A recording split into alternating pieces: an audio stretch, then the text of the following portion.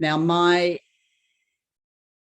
my background is Dutch Indonesian, but I was born in Australia in Queensland, and I've been involved particularly in football media for about 20 years now. So it's been an exciting journey, and particularly interesting to see what's happening for women across the world. Now, I'm coming to you from what is Wongal land here. I acknowledge them as the traditional owners of the land here in Sydney that I'm joining you from today. And so I pay my respects to their elders past, present and emerging. We really have covered lands from all over the world today, and I'm delighted to introduce our three panellists who I'll talk to them in a sec, but I'll just get them to give you a wave when I introduce them.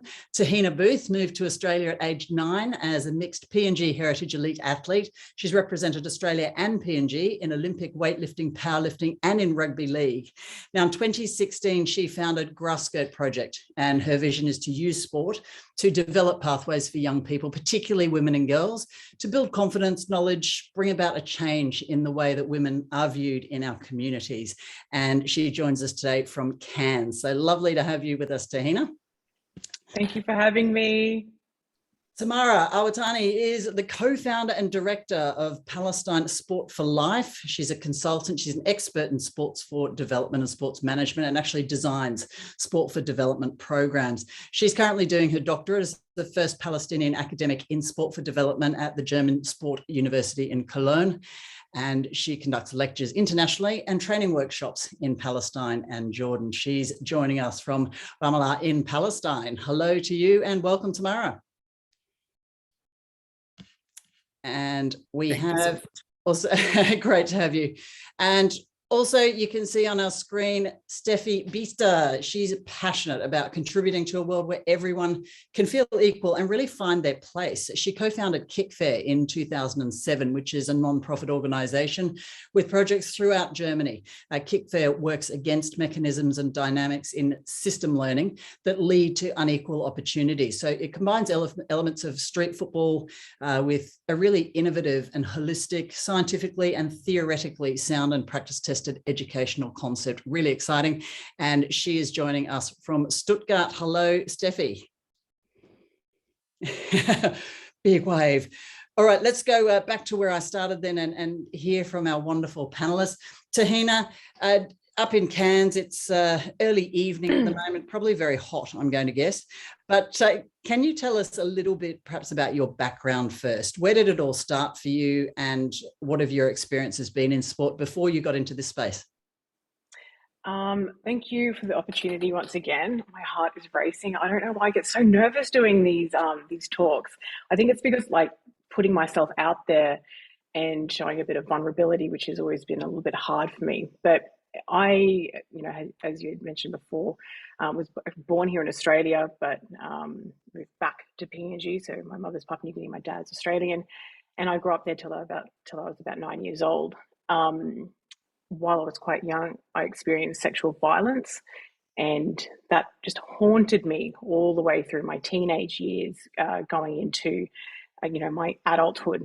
And it wasn't until my mid-20s that I started to, seek out help through counselling and professionals that could help me deal with the trauma that I was going through, because I was just choosing all the wrong life choices, from partners to doing things that were just terrible for me. And through that counselling, I regained my sense of self. But it wasn't until I made a commitment to actually get back into sport that I actually realized that, through through physical strength comes mental strength. And that's when my life started to really change and turn around. And it was from that point where I realized that I wanted to represent at the highest levels. And so I got back into football, then sort of started with Olympic weightlifting, represented Australia in that, and powerlifting, represented Australia in that. And then I decided to try rugby league because I was still a little bit angry, and I loved smashing people, on the field, not outside. But and through that, international competition, I would, go back home to PNG. And I remember once I was competing in a powerlifting competition, and it was a national competition. And the idea was, if you place in the top 3, the winners would be able to represent the country at the Pacific Games. And for any athlete, in Pacifica, that's a huge thing. That's like our version of the Olympics. And I wanted that opportunity to represent PNG. But on that particular day, what I'd witnessed was there were athletes that were getting disqualified because they couldn't take their shoes off and hand it to the next lifter within a reasonable time. And I was just like, oh my goodness, here I am, a totally sponsored athlete. I have lots of shoes. I have all the gear. I have everything. And these athletes were very much capable, and they would never get the opportunity to represent their country because they did not own a pair of shoes. And that's where the Grassskirt Project was born. I put out a call onto my social media, and 4 years later, we've collected over 6 ton of equipment. We've handed it directly to women to participate in sport. From there, we've grown the Grassskirt Project, which is the NGO that I founded, to run very large-scale public health events, because back home we have very difficult accessing health initiatives, and in particular, something that's very close to me is gender-based violence programs, anti-violence programs. And so I was thinking about ways on how do we make this easy for people? How do we eradicate gender-based violence? And sport is something where you don't have to force people to do it back home. Like it's an easy sell. And that's when we created the Havea Cup and Wellness Expo, which is essentially a rugby league tournament for men and women. And we host a wellness fair at the same time. So people that come to watch the rugby league, we're like, hey, why don't you go check out our wellness fair? It's free. It's, part of the admission. And we had different health providers, from sexual and reproductive health partners to HIV, gender-based violence partners. So you name it, people could go in and check their eyes to see if they didn't have 20/20 eye vision. And from there, it just grew. So 2019, we had 2,500 people come. 2020, right before the pandemic hit, we had 4,500 people come. So it was just getting bigger and bigger and bigger. And, the best thing about the pandemic is that it actually forced us to stop and reevaluate what we're doing as an organization, because we are very grassroots, even though we might look the part as super duper professional, which we are. But we are very much, all volunteers, a lot of us in senior positions, and we all band together and we utilize resources that are available to us, and I think that's the power of our organization, is that we're not afraid to reach out to others, to collaborate. And, we never ever want to reinvent the wheel. There's always somebody out there that is more, doing a better job at something. So we're just like, hey, let's work together, so I'm not a gender-based violence specialist. So let's, partner with, somebody that is. But, I feel like I'm rambling on a little bit here, but I'm intrigued. Keep going. Okay. Yeah. And so with the pandemic, that made us stop and reassess, our organization and what impact we're wanting to bring to the world. And a program that we'd come up with was Gymbox. And that essentially was, the idea of that was bringing a gym into grassroots communities so that local communities can access a gym. But the Grassskirt way is not just to have just for sport. We always weave in an element of health. And so now we're in the process of creating a very own gender-based violence, family sexual violence bystander program that we're running out of the gym. And this is our way of being sustainable. So, we're touching on, 5 different SDGs, not just, gender equality, but like, partnerships and, repurposing a shipping container. So, giving it extra life, talking about environmental issues. And so we're now in the process of scaling. We've got one that's been operational for the last 18 months. We have 150 members that use the facility weekly. It's a 50-50 gender split. And I'm now in the process of speaking to, philanthropic people and putting in grants and asking for, you know, a few million here and there. If you told me this a few years ago, I just probably would have laughed. Like, you know, I probably would have said, "Oh, I'm not that smart, or I'm not this, or I'm put myself in this little box." And I'm just like, nah, forget it. I'm actually so worth it. I'm so worth the investment. Give me the money.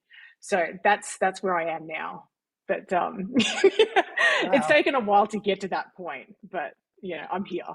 Well, when you sum it up, it sounds like the growth was very, very quick. And congratulations on everything you've done. All that stemmed from being an athlete and seeing people in that environment yourself. When you started, what was your vision? How did you actually get started? Like, was it by handing over, you know, 2 sets of shoes to one team, or how did you actually get it off the ground? Because having the idea is one thing, but how did you get it underway? Okay, so without sounding like, you know, cocky or anything like that, because I'm not cocky by any means, I've always felt this feeling inside that I was born to do something special. And I don't think I'm the only one, you know, I think there's lots and lots and lots, everyone is born to do something. It's whether you choose to act on it. And I don't want to be one of these people that get to a certain point in their life and think, shoulda, woulda, coulda. I just want to be like, no, I did that. And yeah, I failed at some things. Yeah, that was not pretty. But I don't want to ever be in a position where I never tried. You know, I don't want to take this greatness to the grave. And that's the thing, we all have this greatness within us. It's whether, you know, you decide to act on it or not. Yeah, so the point for me where I actually made that decision was when I realized those athletes would never get to represent our country because they didn't have a pair of shoes. That was the point where I was like, you know what? That stops with me. That's unbelievable. That's unacceptable. And that's wrong.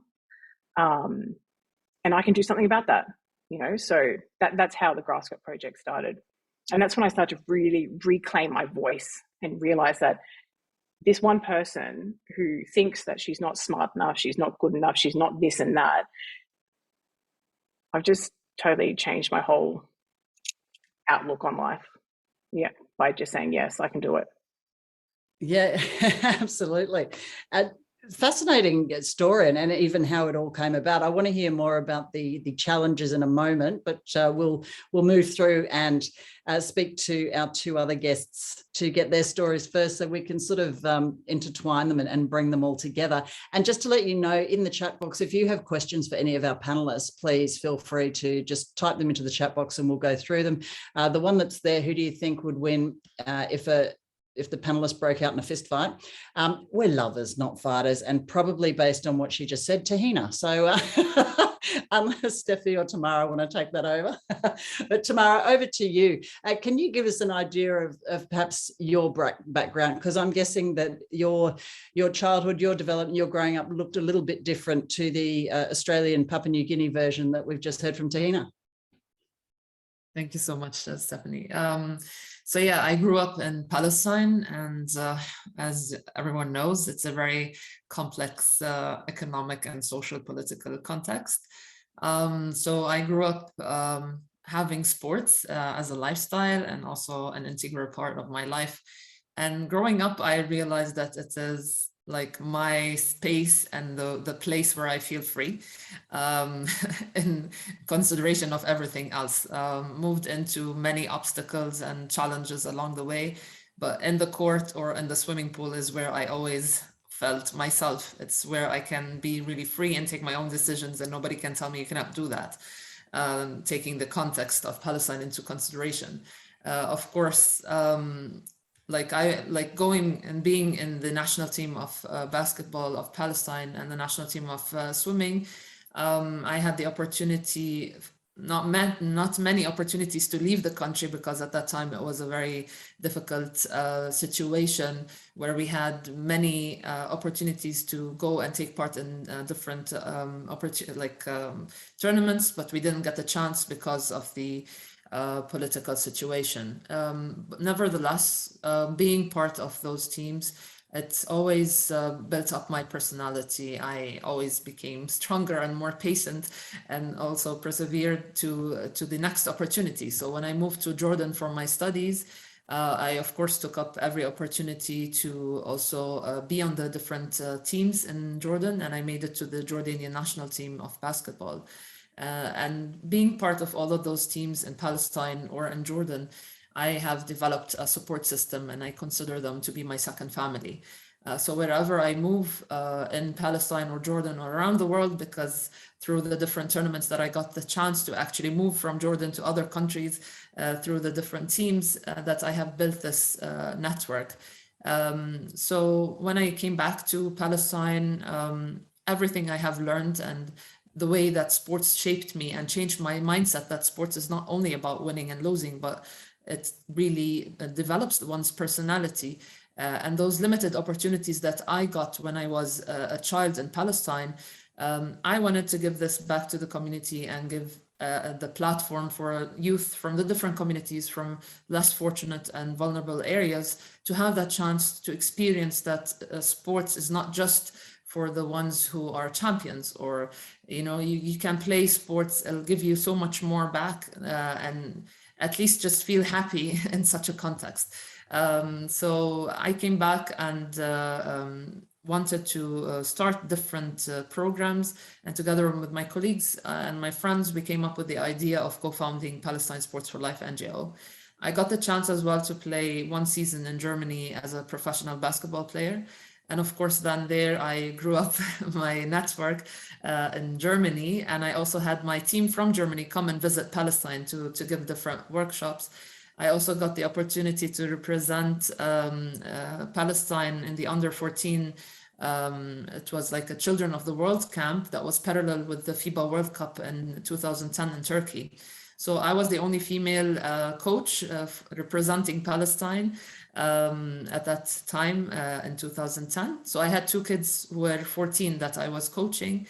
And just being there in this Children of the World camp with over 120 coaches from around the world and holding the flag of Palestine and just, representing Palestine and showing that there's so much more to Palestine than just the ongoing context and complexity here in Palestine.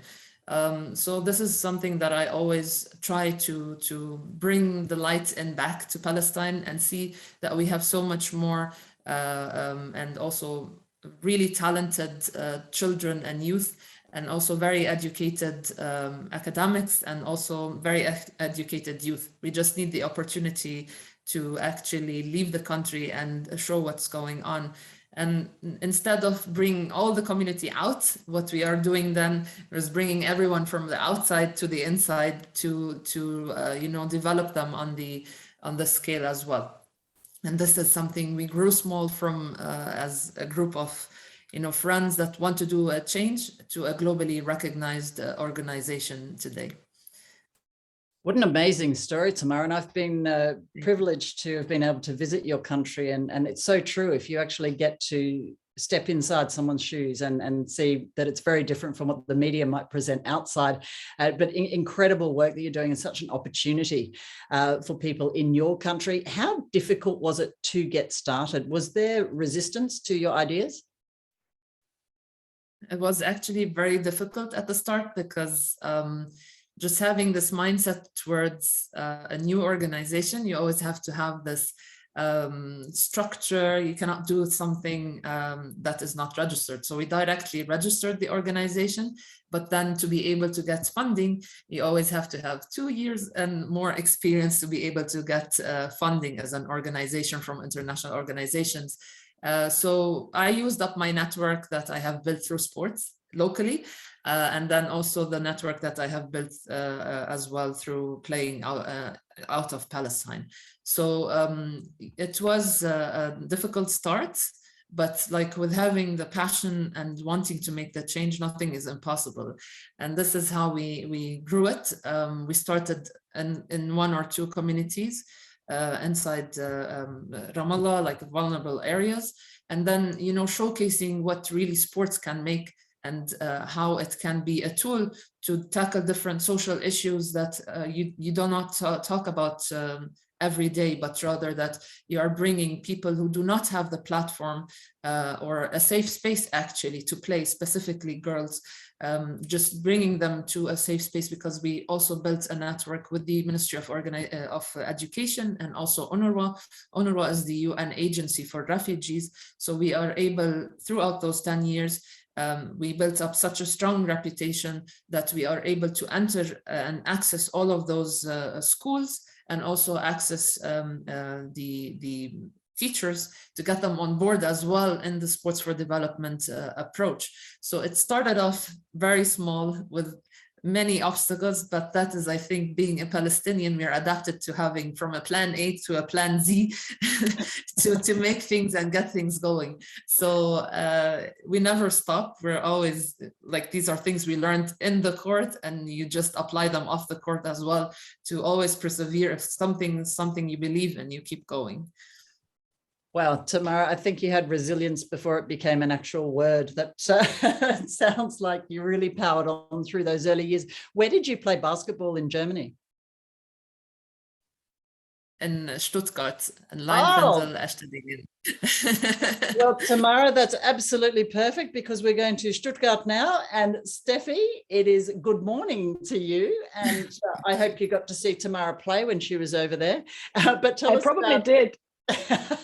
Tell us about your background and what your youth and your development was like. Well, first of all, thanks for letting me speak here, and thanks to the two that were speaking before me, that you paved the ground to be so personal, because my heart's beating too. And I'm happy to share. I don't have a professional sports career. That's probably part of my mini trauma. And I can tell you why.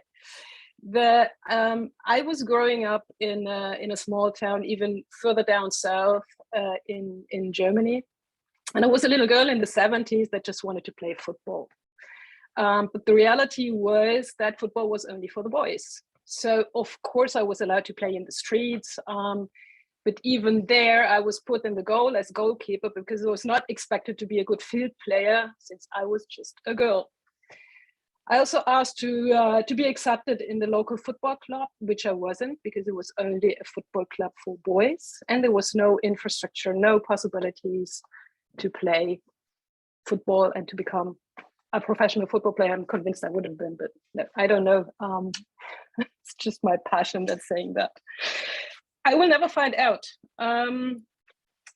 So what I experienced from a very early age, like probably many of you, was also a kind of social exclusion that really hurt. And I was excluded from something that I was so passionate about. And I was excluded for something that I completely did not understand. I was just a girl. And why would that be a reason to not having the opportunity to play football? And this kind of social exclusion, that experiencing of social exclusion, was like a thread throughout my life. Being a girl, being a woman, being someone that decided to live with a woman and not with a man. So it was a thread going throughout my life. And the pity with that is, and that also happens a bit unconsciously, but this feeling that comes along with being excluded and experiencing social exclusion is that you're less talented, or your talent is less worthy. You are less worthy. You are less acknowledged. You always have to do more to be seen the same as others that are male or have other social attributions that weigh more. So it feels like the bar is always set up too high. You will never reach it, or you have to do tons of things to get somewhere close. And that becomes a part of your self-concept. It's like, okay, I'm just not as good as, I'm just not as seen as, I always have to do more to be the same. And that is solidified in our societal systems. It is solidified also in our educational system. our society is built on a concept of, if you invest a lot, you can gain a lot, which is partly true, but it's also a fairy tale for many that are excluded for some reasons. We do not have the same accesses to resources, being material or immaterial resources. We do not have the same opportunities, also due to discrimination features, being a girl or a woman, being Black, wearing a hijab. There are so many discrimination features that exclude you for reasons that are just not acceptable. So this experiencing myself, how this feels, and also experiencing throughout my life. I spent a year in the United States, in North Carolina, southern state of the United States, in the late 80s, and I experienced a lot of discrimination. And there was one moment that was the worst for me. I played volleyball back then, and we started to play volleyball before school started. So when school started, and I was at a very big school with 2,000 students, the first day of my school, I was very happy that I found the cafeteria, and I found my lunch, and I found a place at the table, and I sat there because my English was really, really low. It was a big school. It was a totally different culture from mine, and I was lost. So finally I found my food and I found my place, and I sat there and I ate. I recognized that nobody was talking to me, but I didn't know why. I thought maybe because I'm not from here, because they don't know me, I don't know. In the afternoon, I had a volleyball session, and after a few minutes, one of my volleyball mates came up to me and she said, "I just give you a hint. Don't ever sit at the Black table again. It's really putting a bad light on you." And I was like, I didn't even see it was a Black table. What is that? What is that concept?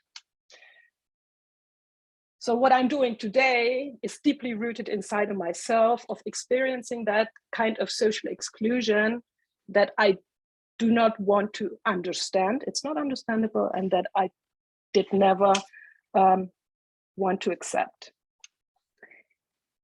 Nevertheless, I became a physiotherapist in my first life. So I became a physiotherapist in the professional field of sports. And what I experienced was, it's always higher, more, faster, which is part of sport competition, but at the same time, people take credit on that, because you have to leave part of your personality aside, at least in that part where I was working at. So then I recognized, where's my real passion? What do I really want to do? Is that what I want to do for the rest of my life? Or was it the other side? Was it rather like creating spaces where people can really find themselves and find their place in society? And I went back to university and I started philosophy, educational sciences, and sports sciences, stuff that I always wanted to do. And I admit myself, you can do that.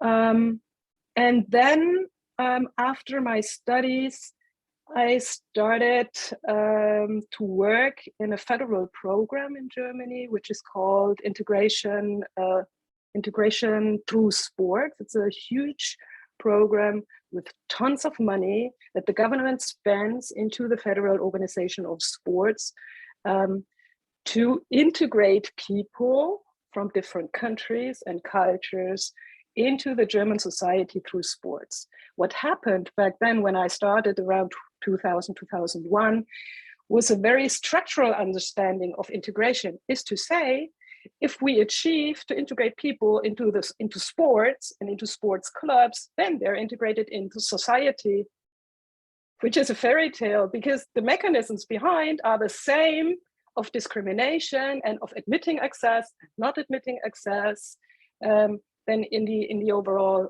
society. So then I said, I really love that idea of integration through sports, because I love sports and I love the understanding of making this world a space for everyone and an equal place for everyone, that I said, what if we understand integration as something that must become part of education, is to say, to create spaces where we can find out who am I, who are you, who can we be together. And that was the starting point. First pilot projects with what I do today. It was called Kick Forwards, like the pilot project for Kick Fair. And I had the chance with some other like-minded people within that program to just try out things. How can we use football or the elements of football to create such spaces of learning and finding out? And in 2007, we decided to some people to found Kick Fair. Back then, we were just in one small community close to Stuttgart. We had 15,000 euros, and we just thought, okay, it's now or never. We just start this thing, and then we see how it's going to develop and to work out. And meanwhile, we are in 70 communities all across Germany. We have like a budget more than 1 million. We grew, which is a cool thing, because with that, we also grow the social impact. On the challenges, we will talk a bit later.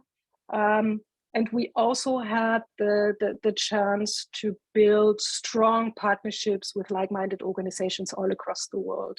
So to really create a space of mutual learning and co-creation of who am I, who are you, and who are we together in the field of football for good. Wow, that's a super story, Steffi. Thank you so much for sharing that with us. And I always find it so fascinating that a football powerhouse like Germany in our lifetime wouldn't let women play football. It's extraordinary, isn't it? It's how can, in a rich country like Germany, how is there such a thing like unequal opportunities? Yeah, it's amazing and interesting that it does exist all over the world in all different communities, whether developed, undeveloped countries and things like that, and how sport, from all of your stories, has the ability to overcome cultural, linguistic, religious, all sorts of differences between us. Sport speaks the same language, and that's quite beautiful. Steffi, when you got together and started Kick Fair, you said you'd got together 15,000 euros. How did you know how to start? How did you know how to make it official? I had the chance to really use this time in this huge federal program, Integration Through Sports, to try out things. So it was a very safe space in terms of resources and in terms of possibilities to find the model and to work on the model to be able to say the model works and to pilot it. And to be brave enough to just say, okay, we're going to scale it up. And that was just, I think, a brave moment, or a decision to say, do I want to stay in a really safe place with, with a high hierarchy, with a good income, or do I want to follow my vision, my passion, and the conviction of this is going to work, and I have people around me that have the same vision, and we want to work on it together, not only the ones that are founding Kick Fair, but on a much broader scale. So probably it was something inside, like all the others said, something inside, a wisdom say, we're gonna make it. Yeah, it sounds like it feeds the soul as well, huh? It's amazing. Tell me, is there something you would have done differently back in 2007 if you were starting again? Was it smooth? Was everything put in place and no real dramas? No, no, it wasn't. I was thinking about that question because you raised it, in preparation. I was like, I must say something probably what I would have done different, but no. I can't come up with one thought that I would have done different, because also the errors and the failures and the things that went unsmooth, and probably more those than the others, are part of that learning journey that are so important to grow, not only as a person but also as an organization, as a team, and as a community. No, probably not. I think you've hit the nail on the head. I like that you had that experience first in the sport inclusion space as well, because I think that gives you an insight into how you can work with partners and with government and those sorts of important aspects if you really want to grow quite large. But I can see Tahina and Tamara nodding at the challenges, you know, they're there, but they really help. Tamara, was that your experience as well? Yeah, definitely. I mean, we have different obstacles here, probably as a context first, and like the limited infrastructure that also Steffi mentioned. It's still even an obstacle here, but back in the 90s when I was an athlete, it's even was worse. So now it's getting better. Now the mindset is changing as well towards having access for girls and women in sports. It's still an obstacle in different areas of Palestine. It's so fragmented that we have different communities and different, you know, traditions, different cultures, even if we are coming from the same country, but how it is divided, and it's really difficult to even, you know, be there. But the model that we have found, or that works, is that we build the capacity of trainers inside those communities, that it is more accepted, that there is more trust for those young girls, or like for those parents to send their young girls to these community spaces. And the obstacle and challenge of me growing up with having no or limited infrastructure, like we used to practice swimming only in summer because we didn't have any indoor swimming pools. And like, for instance, you cannot just go in the street and play football or play basketball or anything. You just have to be in a safe space.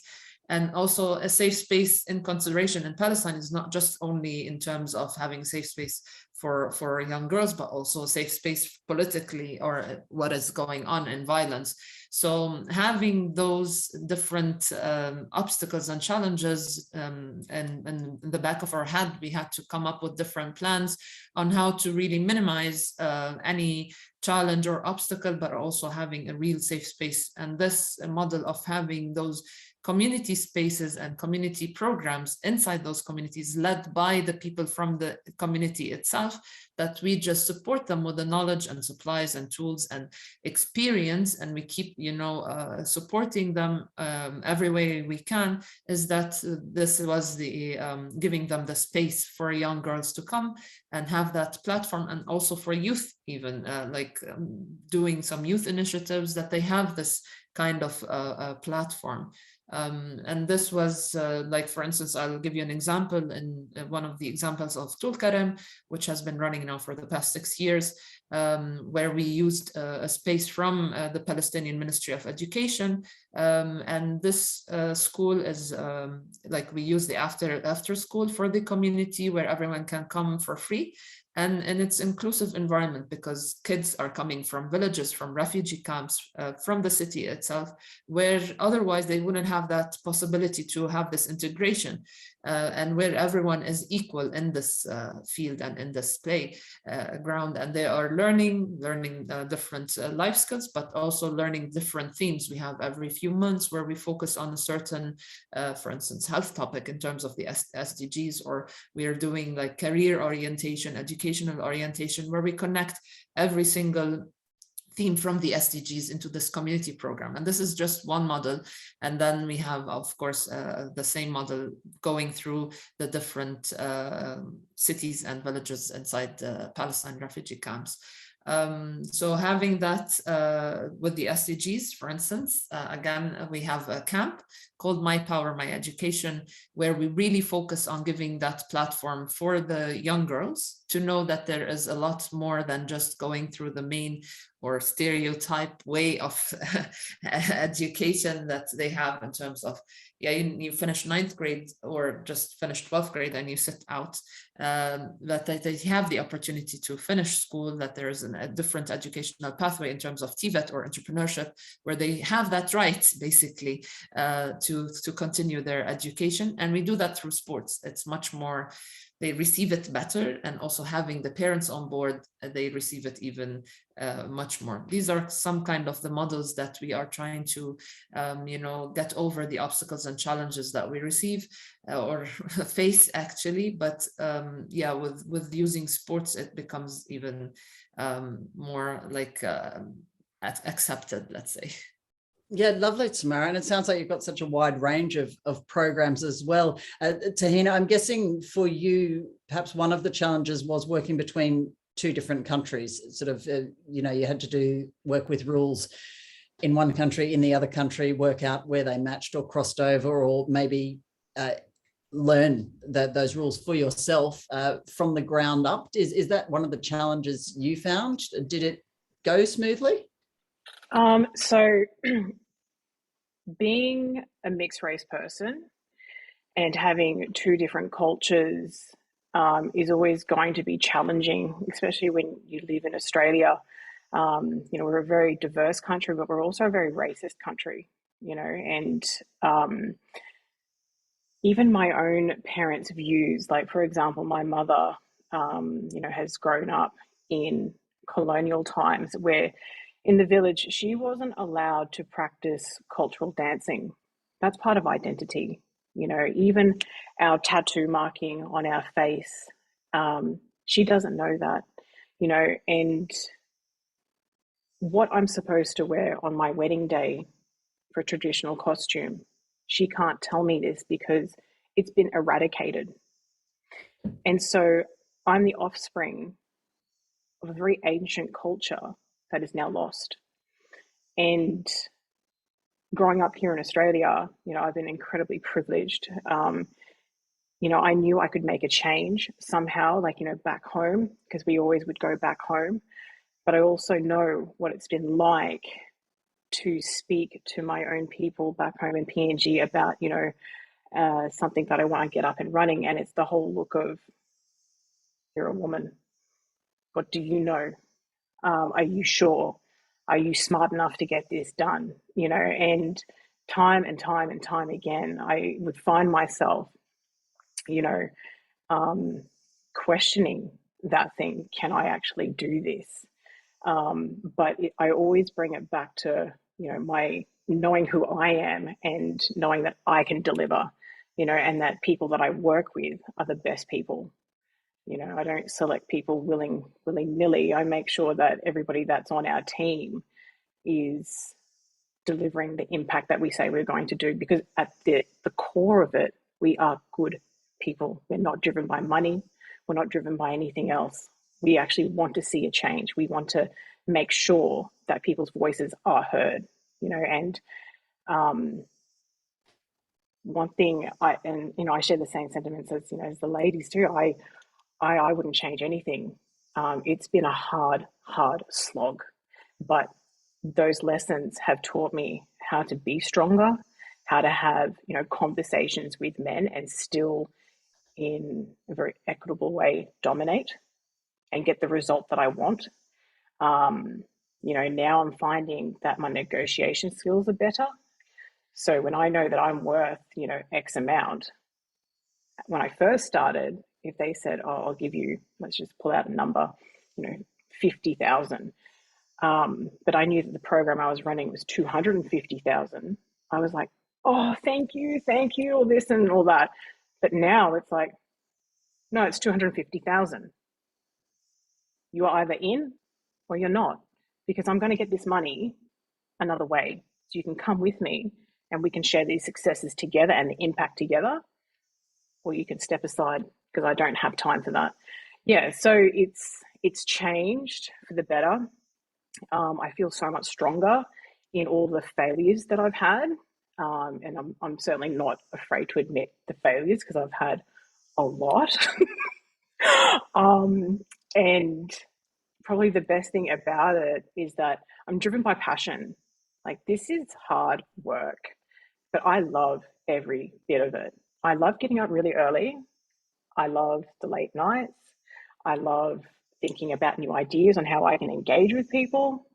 Yeah, and I wouldn't change all the hard knocks that have presented themselves, you know, and yeah, it's made me a lot stronger.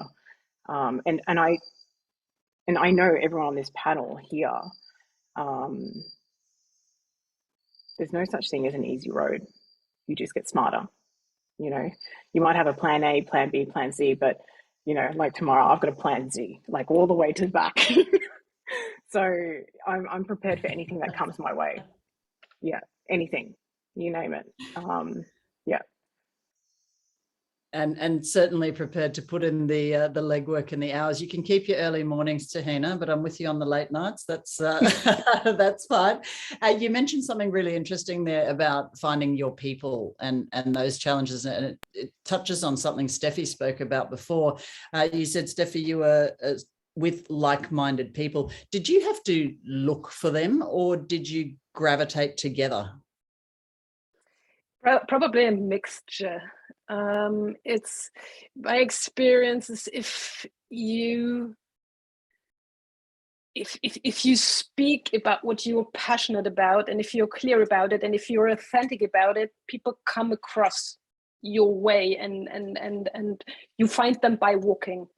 But I also look for them and search for them, not by looking in the internet or going on a Parship program or anything like that, but of course by events like here, I meet people, and then it's like, okay, I want to dig deeper.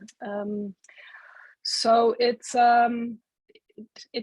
probably a mixture of both, and I was happy also, like Tamara said, to build a huge network of people while walking through my life and while doing the things that I do. And I am very passionate about also connecting to people. And that is probably also a resource that I have in terms of talent or passion or something that I really like. And I know I want to do. That probably helped me. And when you grew, and you said that you grew quite fast and went into many other places and certainly all over Germany, how did you make sure that you kept the same authenticity through? Because sometimes when you get bigger, it becomes diluted. How do you keep that passion in everybody? Mm-hmm. That is a challenge, especially because we're trying to change mindsets. So it's not a program that we offer within a system that can stay the same. We want to change the system. And that makes it even harder, because then you really knock on core principles of power structure. And that's a thick wall to get through. Now, how do we do that?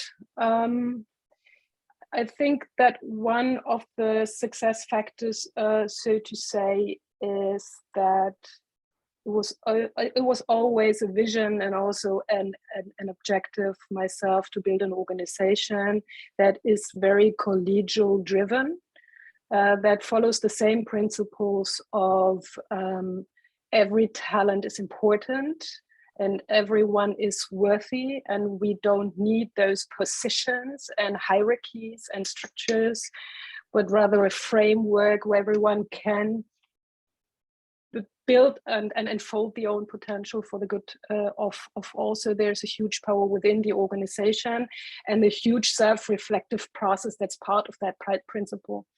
So it's not only me who always needs to reflect on, are we still on path? But it's the whole organization, and that is something that unfolds then also in our broader network, so to say, working with schools and working with the teachers and social workers, also working with youth.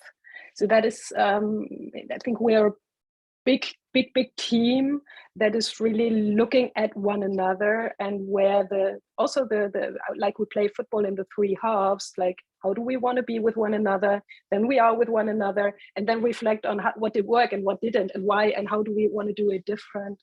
Probably a strong ground to walk on, not to lose. But just to add one more thing, it is while growing, I found that it is a challenge not to trap into those mechanisms, unconsciously into the mechanisms that are part of the social injustice and inequity, because growing builds on those principles. And it's an everyday challenge that we have to step aside every day and look at it and saying yes and no and no and no and no, and yes. And hope other people say yes and yes and yes and yes, and there is a reliance. Well, what I find, yeah, that's true. I find that there's a growing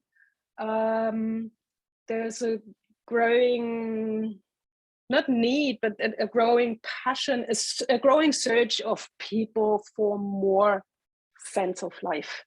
And that is something that we can build on. It's like so many people are so sick of these old patterns and stuff. We're a growing community. I mean, look at us here. It's almost 30 people only here. It is. It is about community. And when you talk about the amazing people that you meet, and sometimes you meet them organically, and I've got to say that everyone I meet through Football United, I just look at it and think, what am I doing with my life? You people are incredible, and you're doing the most amazing things.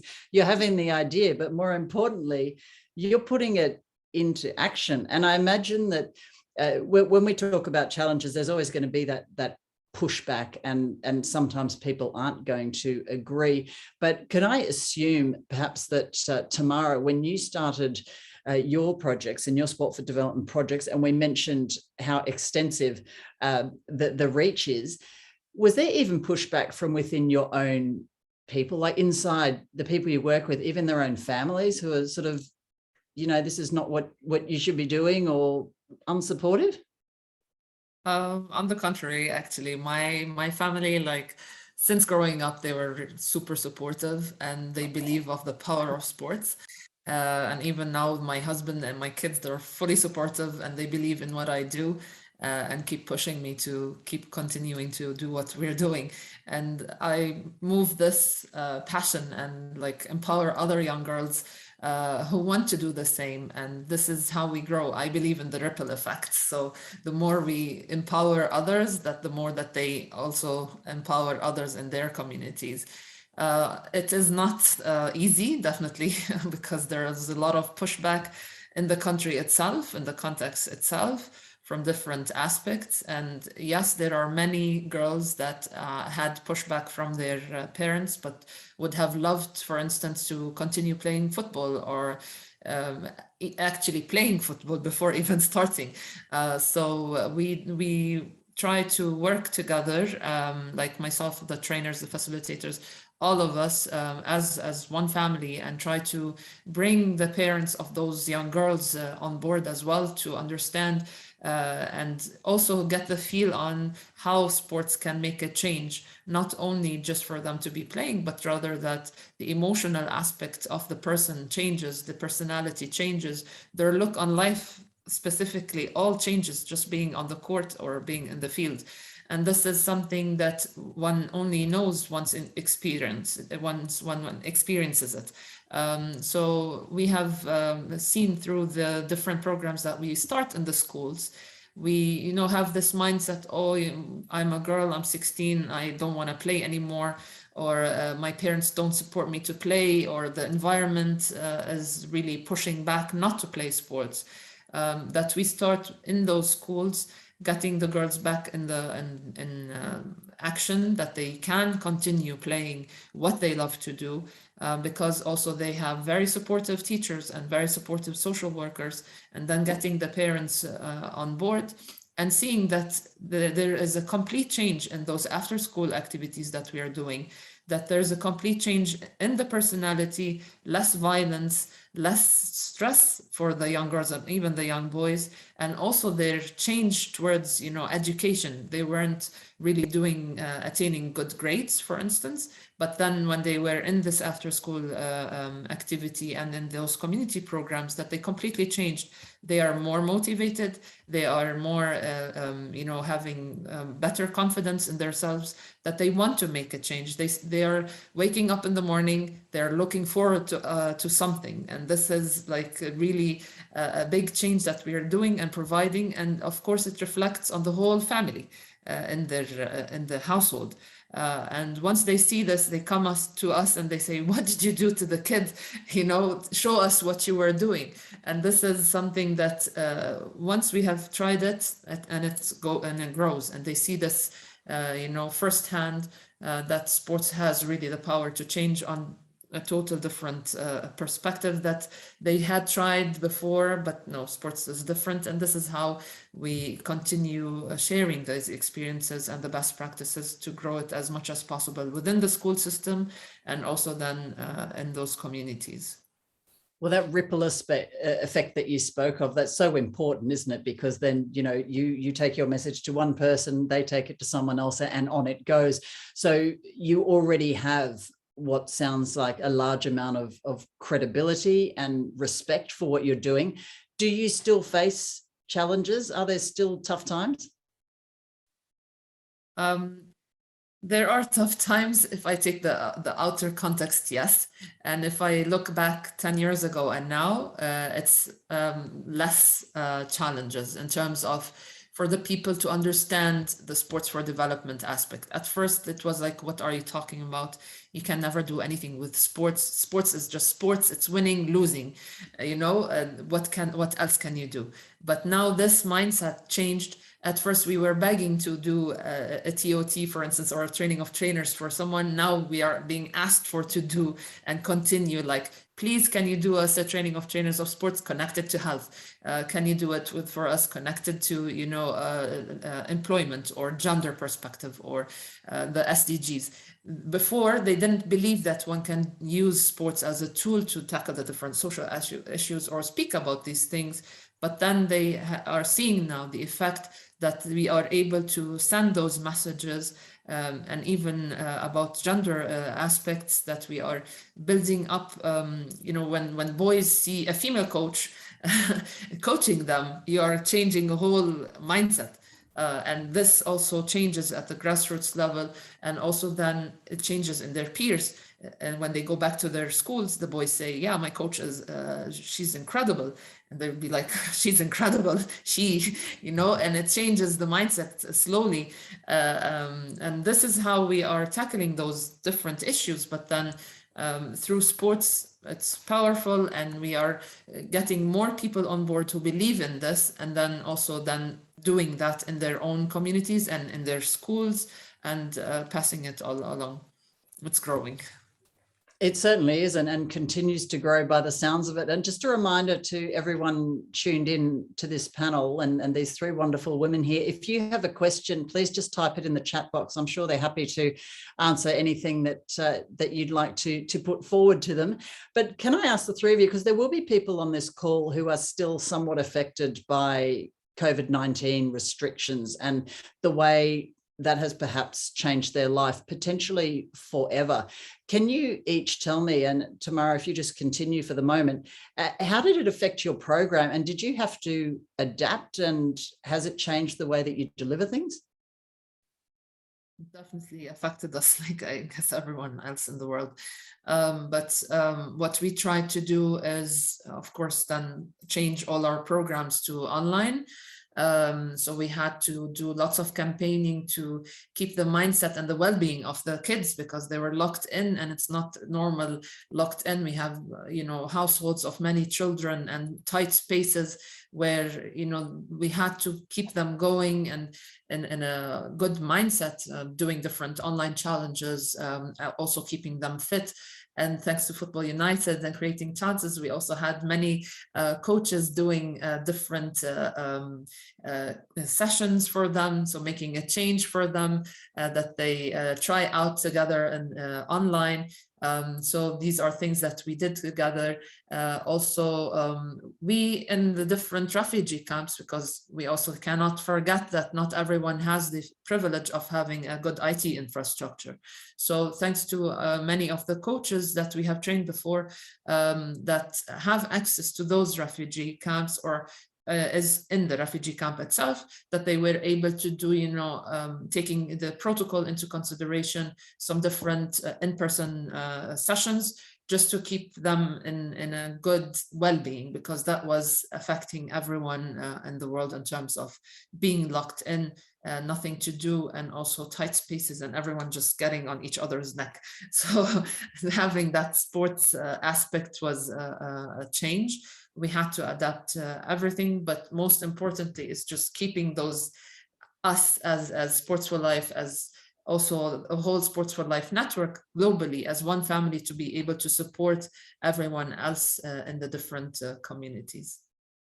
Yeah, it's all about those keywords in COVID, isn't it? Agility and pivoting and those sorts of things. Tahina, when I was listening to you speak before, I did have the thought that Gymbox sounds like a perfect COVID tool. Did that work out for you? Yeah, it did. You know, I suppose like life and death, you know, when the pandemic hit for our NGO, that essentially meant that we had to stop running our very large scale public health events. And that's our money making, you know, program. So when that came to a complete standstill, well, just a complete stop, we were forced to take a breather, reassess, keep our, you know, keep our cool, and just go back to the drawing board and say, hey, what's important here? You know, what are we going to do now? And I think I'm just forever the optimist. So I was just like, we can do this. This is no dramas. I mean, yeah, big pandemic. Okay, all right. How do we work around this? But yeah, the best thing about it was that, you know, we got to look at our other program, Gymbox, and there is such huge potential, you know, with this program. And we knew that in order to grow, we had to grow our partnerships. You know, we had to grow the programs out of it. You know, we reached out to UNSW, the social impact, you know, MBA students, and I was like, hey, we have this amazing program. Please dissect it. Tell me how great and how awful it is. Let's put it all out on paper, and, you know, let's make this into something, you know, into something really big. And yeah, so for us, it forced us to look at our whole organization and essentially start again, which is not necessarily a bad thing, you know, and we're very junior in the sport for development game. Like, you know, I'm listening to my sisters here talk about how long they've been, you know, in the game. I'm just like, damn, you guys are my idols, absolute idols. You know, you've been able to weather through so many challenges, which is just giving me life. You know, and I can't wait till I'm in your position, sitting on a panel like this and, like, you know, disseminating this information, you know, giving back. So yeah, we're really young in this game. I'm, you know, what we'd probably call a social entrepreneur, you know, thinking about ideas on how we can generate income without having to go to like government organizations, which has been incredibly hard for me as an organization, because I don't have an academic, you know, background, and writing essays is just not my thing. So, you know, I partner with people. Actually, my best mate, Dr. Sophia Bartlett, who's also co-founder of Grassskirt Project, you know, she's an epidemiologist. She writes all those grants, but, you know, now she's like a big thing over in Canada. She doesn't have the time. And so I find it easier going to corporates and asking them directly for money, which it's not an issue. It's actually a lot easier. But I'm finding in order to, you know, have some really big scale, I do need that government assistance, you know. So COVID has been like kind and also very hard, but it's yeah, we're pushing through. You know, it's made us stop and just reassess, which has been an absolute blessing. So yeah. Yeah, I can imagine it has been a time for people to take stock, because you couldn't predict a situation like this. And Steffi, you've been going for, well, Kickfair's been going for 15 years now. There's no way that you could have kept running identical programs or had the same strategy. Is that right? You would have had to turn things on their head for COVID, right? Yes, and parts of it, no. And I'll tell you why. We were 2 years ago, we were just again in a phase of big growth. So it felt like we're on 200 kilometers on the Autobahn, and then COVID lockdown, it was, and everything turned upside down. And what happened was that it was really, really hard time for the team, Kick Fair, because there were many people, you know, that were just out of job, so to say. I mean, not out of salary, but they didn't know what to do anymore, which was really hard on an emotional level, because they wanted to be out with the kids. But also, you know, on the self-concept of also self-efficacy.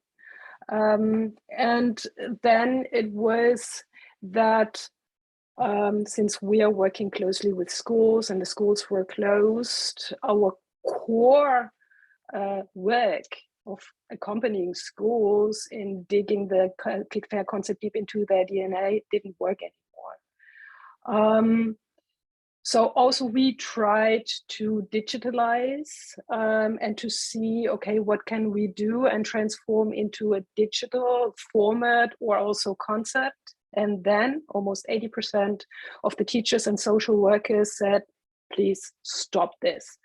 This doesn't make too much of a sense. Then our kids, which are the most important protagonists within Kick Fair, said, please stop this. It doesn't make any sense. And then we started a process of, okay, if that doesn't make sense, what makes sense? And then we spend a lot of time to transform parts of our concept into digital formats where it made sense, to reach out to the kids.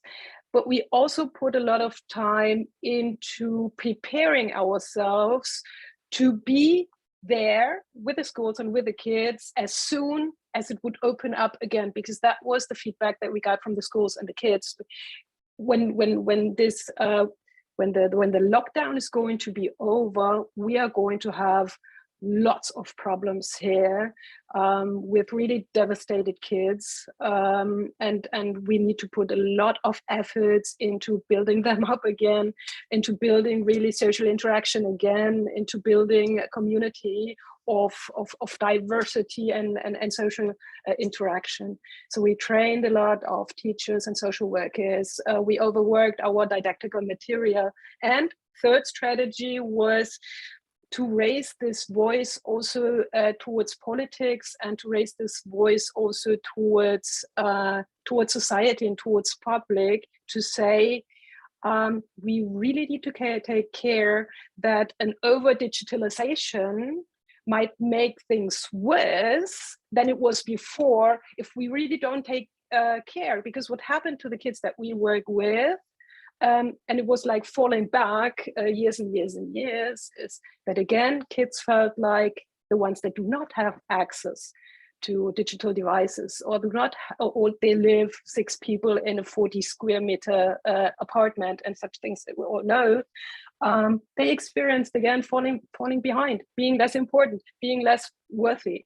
And then even with the focus of schools on, okay, really need to make sure that that math classes and German classes and all these core classes can run, excluded so many talents again that we were falling back. So we invested a lot of energy into raising this voice and making sure that this is being heard, that this is really being examined also scientifically, and that we find proof that we have to find a good mix and way to meet the consequences of COVID-19 in a way that digitalization might also make things worse for the kids that we work with, and that we need solutions that work against those mechanisms.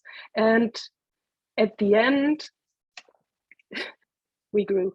That was the strategy that we became. Even in those 2 years of COVID, we became bigger, and bigger, not in the sense of more schools, that also, but in terms of social impact. So the objective of Kick Fair in terms of change is, again, that kids really have a framework where they feel, I am talented and I'm worth something and I can do something, and I find trust in my own competences and skills and the way that they look at themselves and the way that others look at them, and that kind of social impact grew. And our strategies were that towards that growth of social impact, even though the challenges through COVID-19 were huge, but it was also a chance to overthink things and to raise again the voice for the most marginalized youth. You can go on like this. It's a lovely segue that you mentioned the work with youth and perhaps the impact and how coming out the other end of the pandemic, and hopefully we are coming out the other end of the pandemic, how it created a different set of challenges. We've got a couple of questions here, and this first one is to all of you. So hello, I think Esterbrook from Jordan. Thank you for your question. What are your pieces of advice to youth as to how to deal with and overcome obstacles? Steffi, if you'd like to continue on from where you were talking about the programs for youth, how would you advise youth to overcome obstacles? First of all, to be aware that the problem is not within yourself, but within the system. And the system usually tells you that, okay, I give you so much advice, I give you so much chance, I give you so much programming, and now you still didn't get it. I'm sorry, then it's your fault. But that's not the truth. That's the fairy tale. The truth is that the problem lays within the system. So keep with your talent, find supporters, and trust your potential. If the system says that's not an important potential, it's the problem of the system, meaning society and all the systems within society. So my advice would be, you are the expert of your learning activities and you are the protagonist, and you have talents and you have potentials. Trust in them, find surrounding and people who help you to challenge the system that tells you the fairy tale that other potentials are worth more. That's the fairy tale. I like that fairy tale. Thank you, Steffi. Lovely. Tamara, your advice to youth? Yeah, definitely. I agree with this, Steffi. Like, it's just believing that whatever is coming out, if it's something that you believe what you're doing, go for it. Like, never stop. It's having that support system that we have discussed right in the beginning. It's so important having a support system and advocate for what is right. Keep going, never stop, and keep believing. And no matter what the obstacles come, they only make you stronger and want to make even better. Have a plan A, have a plan B, and go for it. Never stop. And just having a support system with you is the most and crucial important thing. Plan, go smart. Do not do anything that would hurt you or hurt your surroundings, but rather plan it smart in a way that you can overcome this obstacle and advocate for what is right. If you believe that it is right, go for it. Lovely. Thank you, Tamara. Tahina, did both those answers resonate with you as well? Yeah, absolutely. I don't really have much to add to that. But, number one for me is, always surround yourself with very supportive people and know that you are actually bigger than your obstacle. You will get through it. And it does work out in the end. So yeah, having that support base around you is absolutely number one. And if people aren't supporting you, they're not supporters. They need to move aside. Yeah, make room for better people, 100%. Tahina, I just want to continue with you because we have a question from Eve. Eve, thank you very much for this one. This is to you, Tahina. You mentioned that to find mental strength, it can be developed through physical strength. Now, how have you, sorry, and it's just moved off my screen. Can you tell us how you've seen the mental growth of the participants of grass skirt programs go further than their participation in sport? Absolutely. So this is actually two parts to this question here. So, for anyone that's participated in sport, that, let's just say you're getting ready to qualify for a football team.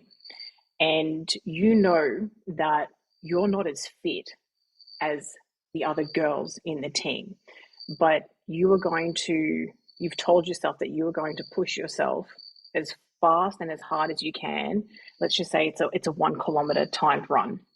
We have them in rugby league. They're called 1.2s, and I absolutely hate them. But what I find is that there's a sticking point where you know you're going to fail.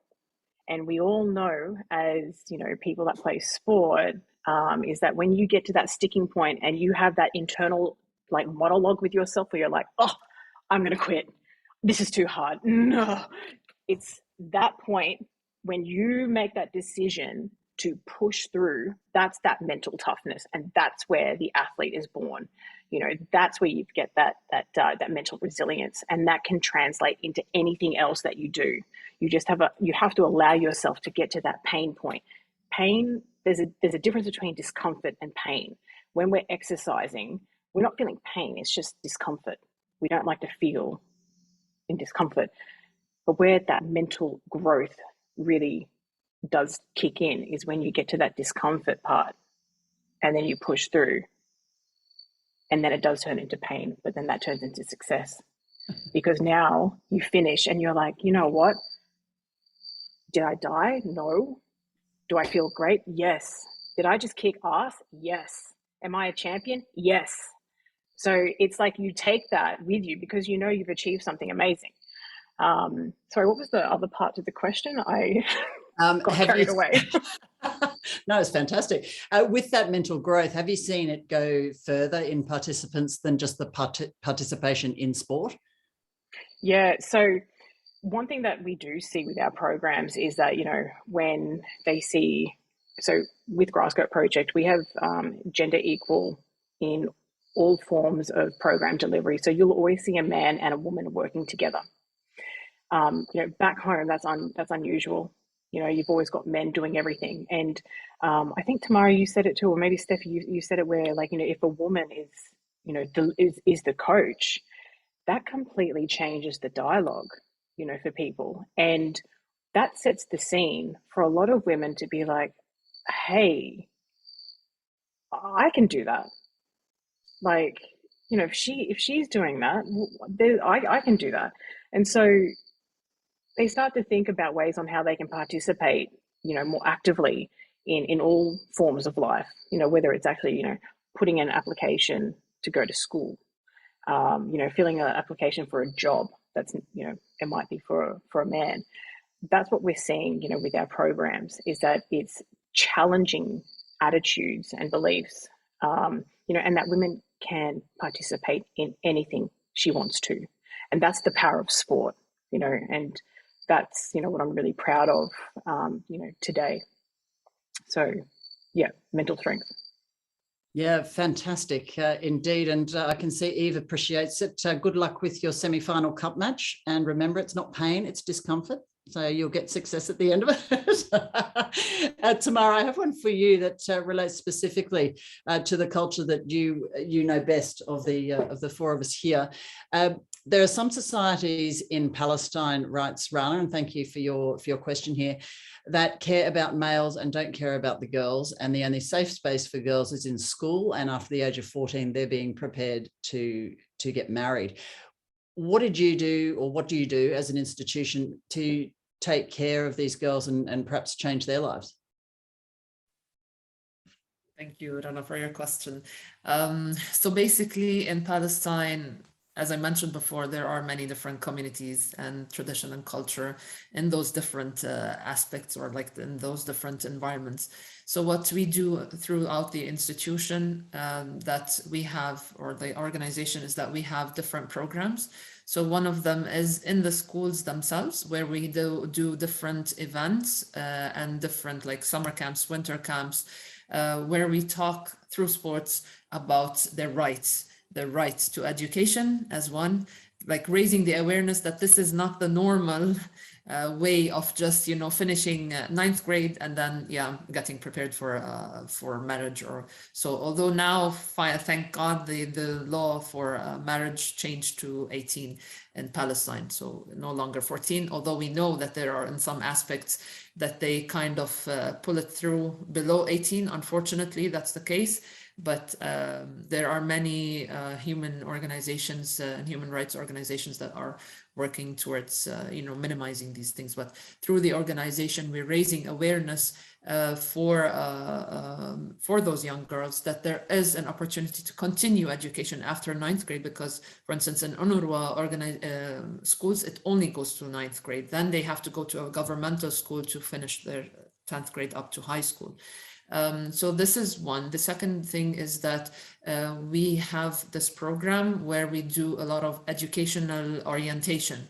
So we get them on board and we bring people from the different colleges, different universities, and also role models of women for them to see that this is the pathway to continue your education if you want this career.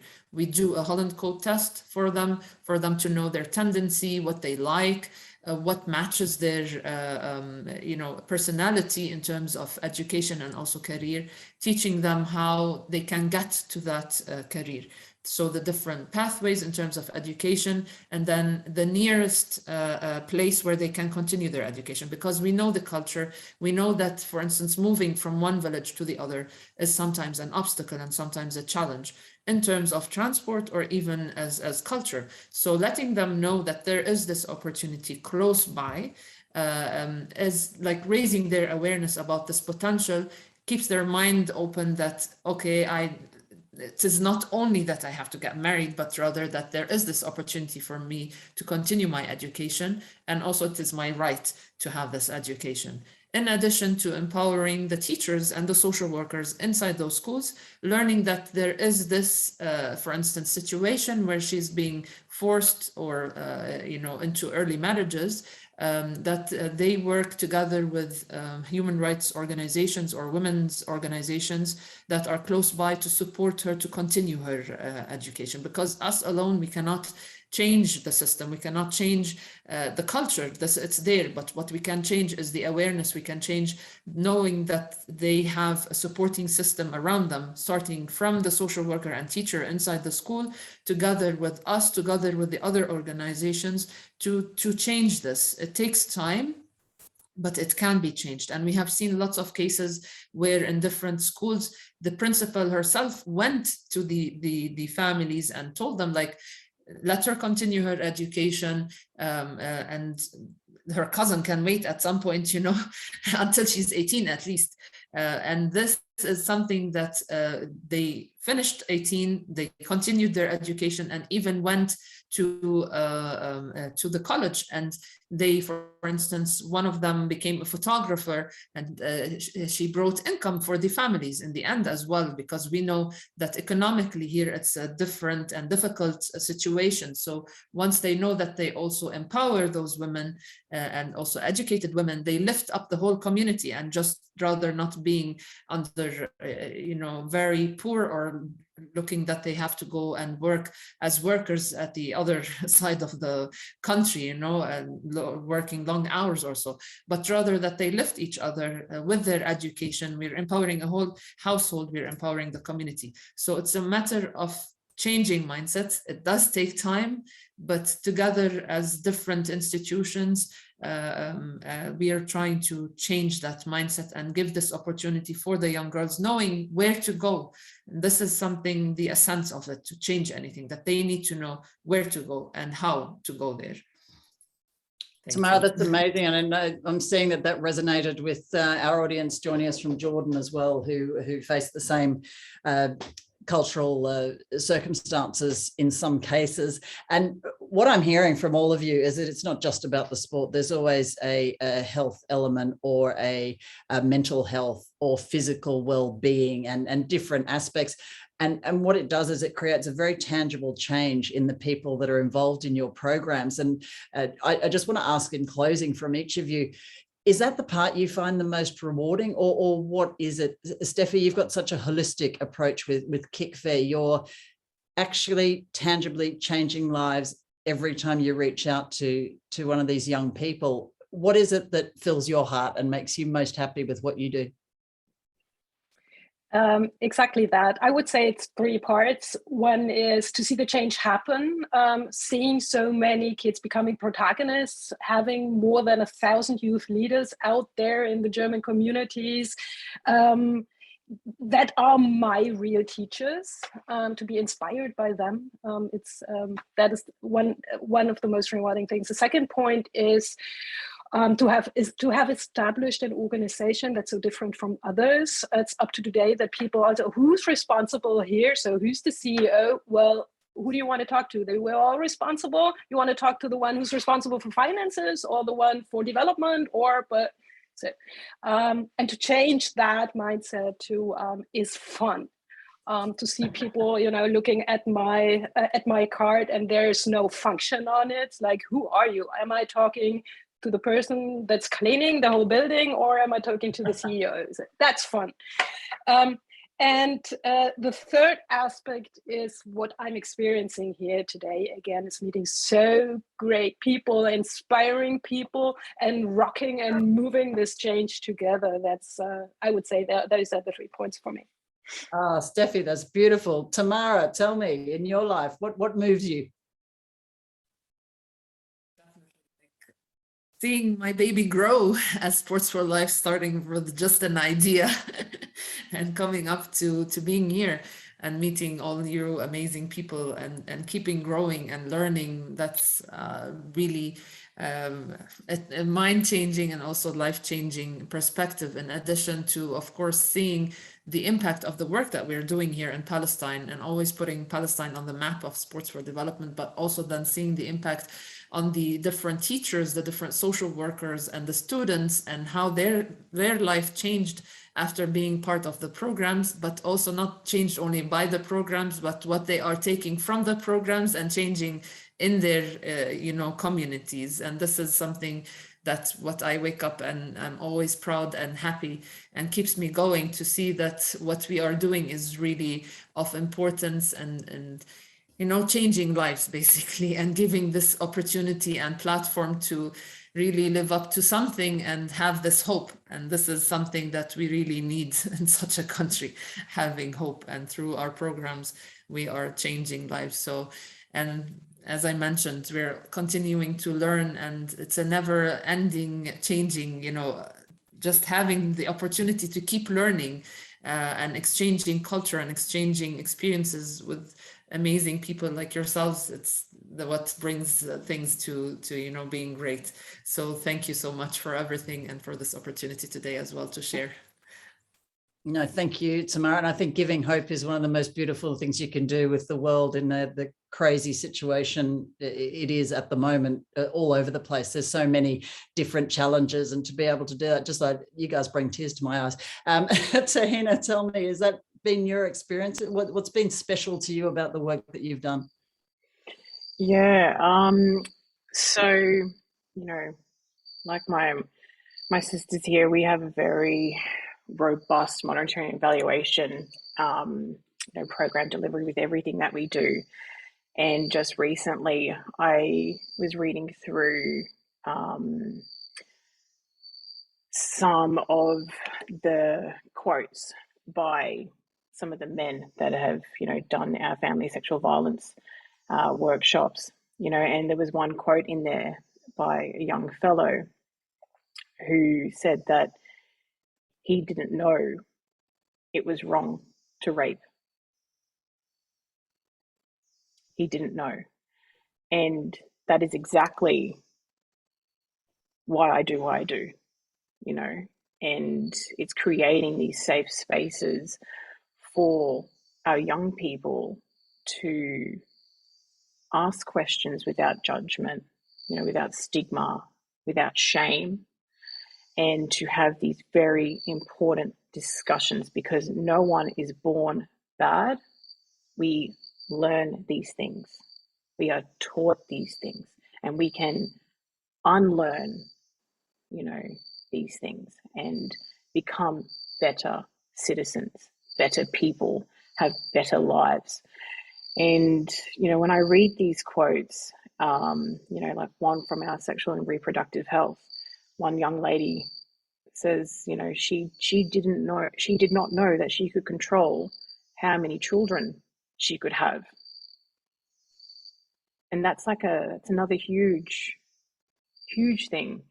You know, so the fact that we are enabling better health access at a community level is what drives me every single day, you know, and I'm incredibly proud of you know, my efforts, of my team efforts. It's not just me, this is a whole team, you know, of people that are driven to do good.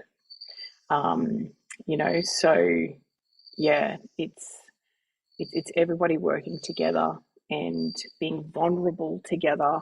You know, the young people that come and do our programs, they think they're just joining a gym, but hey, we're more than a gym. You know, we're ending gender-based violence in so many different ways. We're just like bam, bam, bam. You know, look at all these programs.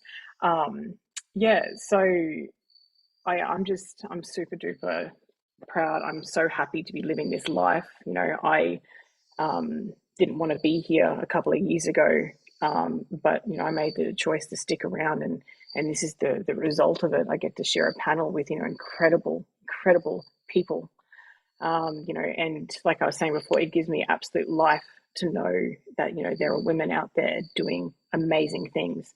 And we all started really small, and some of us are super mega big. And I want to go global, baby. I want to take this around the whole entire world. I don't want to just stay here. Like, you know, I'm too big for this. So, yeah, I'm just, yeah, thank you for the opportunity. Yeah, only been, what is it, 5 years now. I can't wait to see what another 5 do. You will be global. You'll be back here talking to us about this big multinational project that you have going. Why not? The strength in numbers, we're all better together. And I think for everyone who's on this call, one thing we can really take from this is everyone is so supportive in this space, and together we can do some really amazing work. And to my 3 guests on the panel, the world is such a better place for having you in it. And I can't thank you enough for being so generous with your time tonight. Tahina, Tamara, Steffi, thank you from the bottom of my heart for sharing your stories. It's been absolutely incredible. To all of you who've joined in to listen, I hope you've loved this experience as much as I have. And to Asma and her team, Football United, Sportswomen for Change, thank you for the work you do. Long may it continue, and I hope to see you all very, very soon in person. Have a wonderful night and have a great weekend. Thank you. Vielen Dank. Cheers. Tschüss. Bye-bye. Thank you. Bye. Joanna,